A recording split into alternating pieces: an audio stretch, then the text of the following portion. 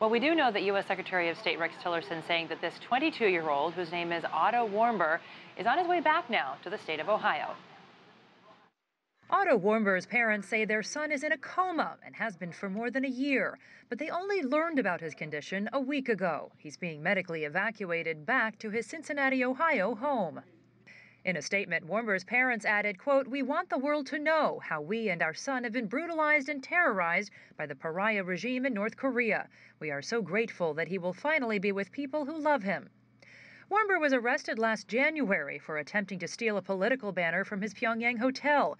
The DPRK Supreme Court sentenced him to 15 years of hard labor last March after he tearfully confessed in a televised proceeding.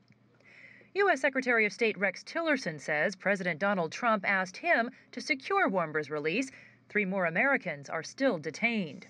We continue our discussions with the North Korean regime regarding the release of the 3 other American citizens that have been detained.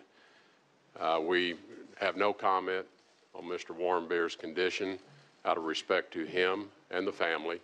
Word of the release came just as retired U.S. basketball pro Dennis Rodman touched down in Pyongyang. It is his 6th visit to the nation in the last 4 years. American Kenneth Bae credits Rodman's unconventional relationship with DPRK leader Kim Jong-un for helping pave the way for his November 2014 release. In May of 2013, Rodman tweeted that he wanted Kim to, quote, "cut Kenneth Bae loose."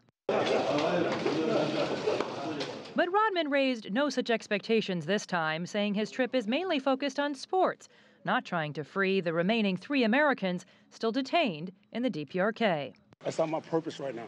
That's not your purpose? Not my purpose right now. My purpose is to go over there and try to see if I can keep bringing sports to North Korea. So that's the main thing. So I hope that opens doors for us. Brother. Think you'll be able to make progress in that? I'm pretty sure I could do something that's pretty positive. And asked if he had spoken to President Trump about his trip, Rodman simply said, "I'm pretty sure he's happy I'm here, trying to accomplish something we both need." Keep in mind, on Monday, the U.S. Secretary of Defense here calling the DPRK the most urgent threat to U.S. security, Mike. Jessica, needless to say, the relationship between Washington and Pyongyang is really, really strained. So how was Tillerson able to secure this release?